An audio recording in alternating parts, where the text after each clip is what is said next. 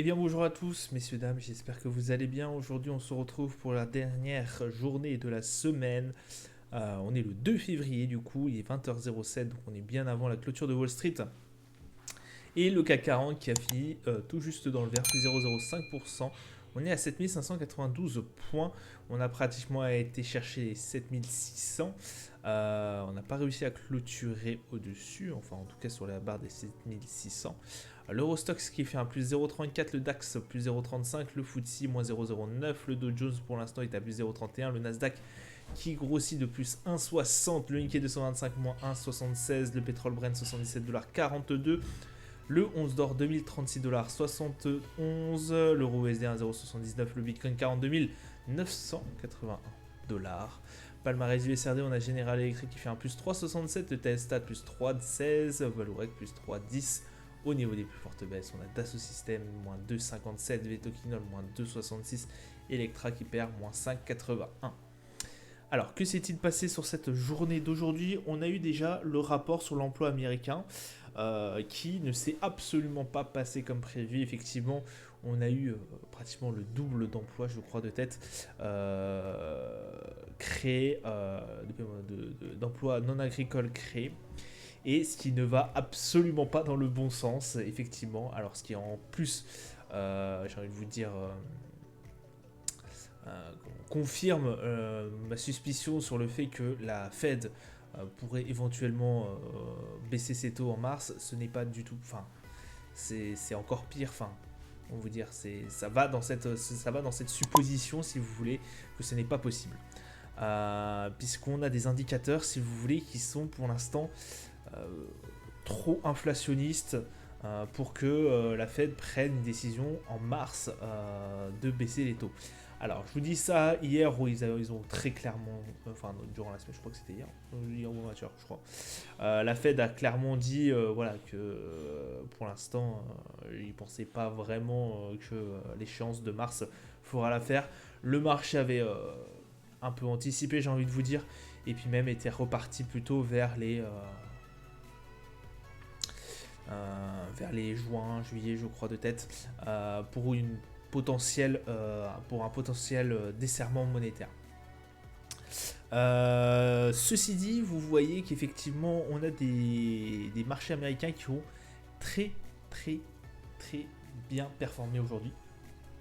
Alors, ce n'est pas parce qu'il y a eu une annonce assez mauvaise au niveau des annonces économiques, mais parce que effectivement on a eu des résultats extrêmement bons sur quelques GAFAM, enfin extrêmement sur la plupart des GAFAM. Alors on a eu notamment, pardon, je les ai oubliés, je l'avais en tête. Alors on a eu Meta qui est sur le plus haut sommet, voilà, de plus haut historique. Ça fait du bien de revoir Meta un peu dans ces eaux-là, puisque effectivement ça s'était pas mal effondré il y a quelques temps. Quatrième trimestre record, en tout cas pour Meta. C'est très très bien. Amazon c'est pareil, ça s'est très très bien porté. Je crois que Amazon gagne plus de 2%. En revanche, et oui, il y a toujours un. En revanche, on a Apple qui a perdu 14% des parts de marché au niveau, je crois, des ventes d'iPhone au niveau chinois. Alors ça a fait un énorme défaut. Alors, je crois que mine de rien, bon, Apple a certes perdu beaucoup, mais si je dis pas de bêtises, c'est le nombre, ils sont les premiers, Apple est la première marque, en tout cas, à vendre le plus d'iPhone, enfin le plus d'iPhone au monde. Enfin, je veux dire, on veut dire, c'est eux qui ont le plus d'appareils vendus dans le monde, toutes marques confondues. Si je dis pas de bêtises, hein. J'ai entendu parler de cette info-là. Bon, certes, ça n'a pas été pris en compte beaucoup par les investisseurs, mais il faut quand même le souligner que effectivement Apple a chuté un peu en Chine. Bon, la vente d'iPhone, le dernier iPhone 15, je crois peut-être, ne s'est pas vraiment très très bien passé, en tout cas pour Apple en Chine.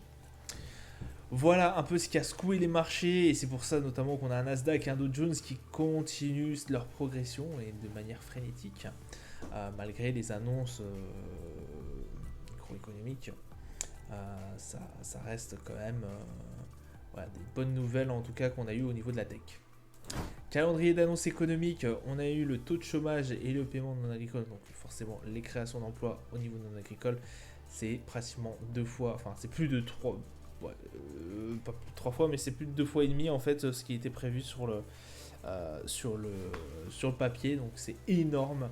Et comme je vous l'ai dit, ça ne va pas du tout dans le sens d'un desserrement monétaire prochain. Lundi, on aura la balance commerciale au niveau de l'Australie ainsi que de l'Allemagne. Et on aura la prestation de service, l'ISM, qui sera à la noce pour ce début de semaine. On va se diriger vers nos petits marchés. On a 7580 et quelques points. Ah non, peut-être un 7600, pardon, sur une journée entière. 7609 points, exactement, tout juste dans le rouge.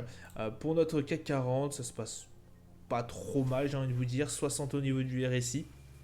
On a été forcément un tout petit peu impacté par cette annonce au niveau agricole, au niveau des emplois, au niveau US.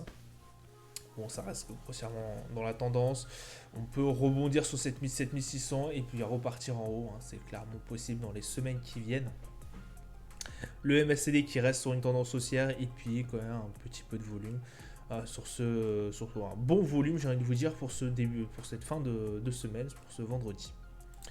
Le Brent, on est à 77,81$, on continue la baisse, on va redescendre voilà où on était il y a quelques semaines, où on avait eu un break au niveau des 80, on a cassé ce niveau des 80$, on était retombé, voilà, on va retomber aux alentours des 77 et potentiellement stagner à ces alentours. 43 au niveau du RSI, forcément on est sur une forte baisse. Le MACD qui avait commencé à se détacher un peu, qui avait commencé une petite hausse, là c'est en train de vraiment se réduire comme peau de chagrin. On est sur 3 grosses baisses consécutives, pratiquement 5 hein, j'ai envie de vous dire, avec aussi pas mal de volume.